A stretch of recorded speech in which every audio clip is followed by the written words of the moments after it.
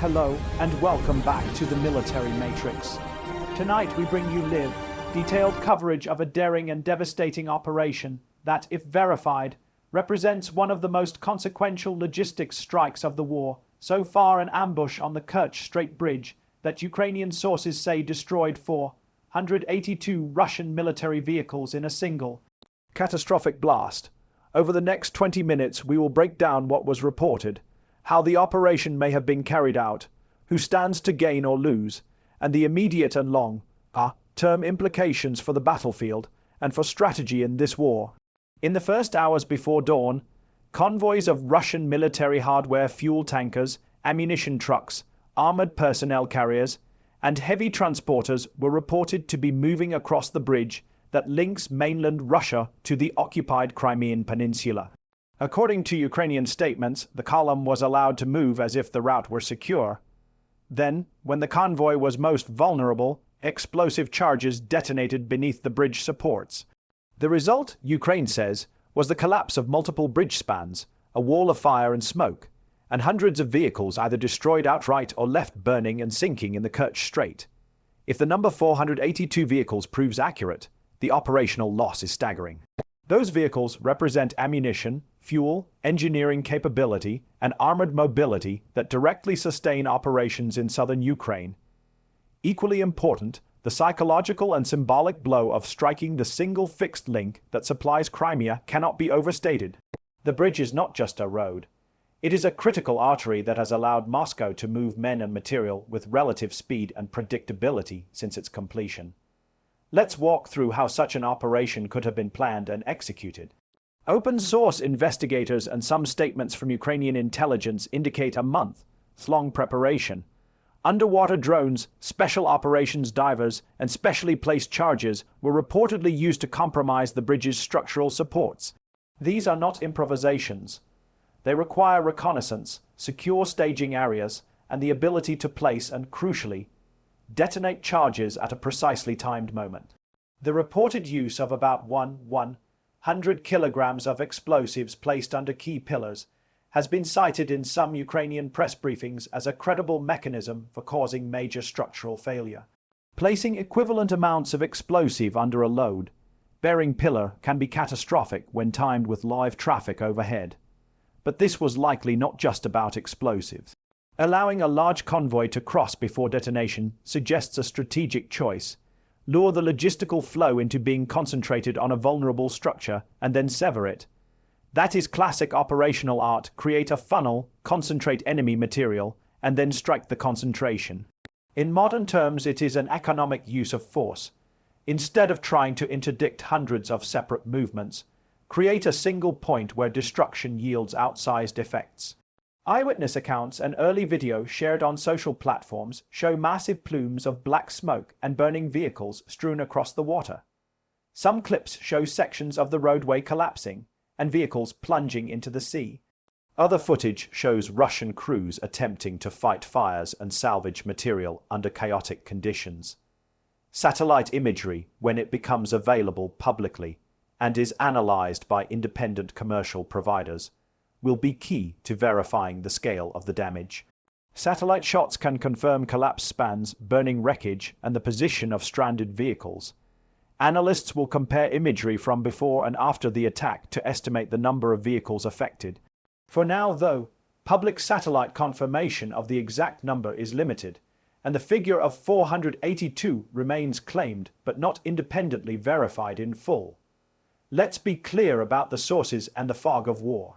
Ukrainian officials have incentive to emphasize success: operational, psychological, and political. Conversely, Moscow has clear incentive to minimize losses and maintain the narrative of control and normalcy. Official Russian statements acknowledged an incident that temporarily halted traffic, but described it as limited and manageable. Independent reporters and analysts will need time to reconcile the competing accounts. Source intelligence teams and commercial satellite firms will play a central role in turning claims into verifiable counts. Now to the tactical consequences. Destroying hundreds of vehicles at once, if true, immediately degrades Russia's tactical mobility and logistical throughput in the southern theater. Fuel tankers and ammunition lorries are especially critical. Their loss forces units to slow operations, hoard, and reroute. Heavy engineering vehicles, if lost, complicate bridge repair, mine clearance, and bridging operations that Russia would need if the fixed bridge were out of service. The immediate effect will be delays and heightened vulnerability for units that expected resupply along the Kerch link. Strategically, the attack forces Moscow to rethink supply lines.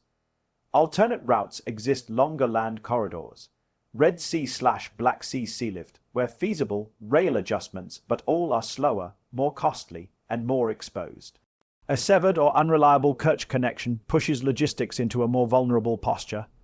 Ukraine's objective in targeting infrastructure has always been to raise the cost of occupation and to strain the enemy's operational tempo. This strike, by any account, fits that doctrinal logic. There is also the matter of escalation. An attack of this scale, directed at a fixed symbol of Russian presence in Crimea, risks provoking a robust Russian response. Moscow may choose to retaliate with strikes against Ukrainian logistics hubs, power infrastructure, or with Darya bombardment.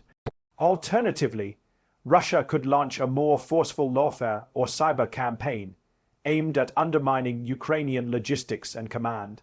Each action carries political risk for both sides.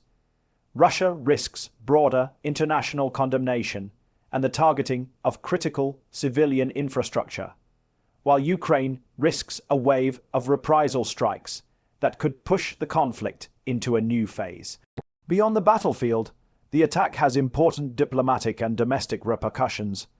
For Ukraine, it is a demonstration of reach and capability, a proof point for partners considering additional military aid.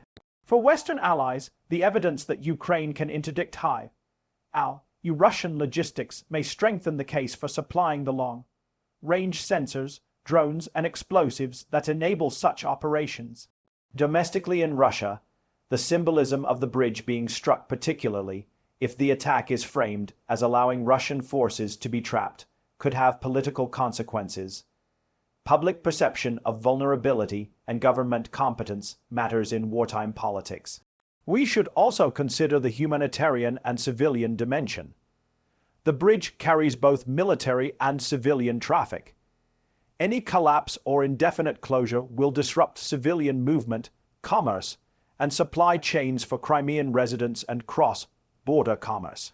Civilian vehicles could become collateral victims in dense convoys. Environmental damage from burning fuel and sinking vehicles is another concern. Oil and fuel leakage into the Kerch Strait would complicate maritime activity and harm ecosystems. Turning now to the likely operational follow-ups, Russia will prioritize salvage and repair if it can. Heavy lifting and engineering resources will be mobilized to salvage wreckage, clear lanes, and restore a minimal traffic corridor.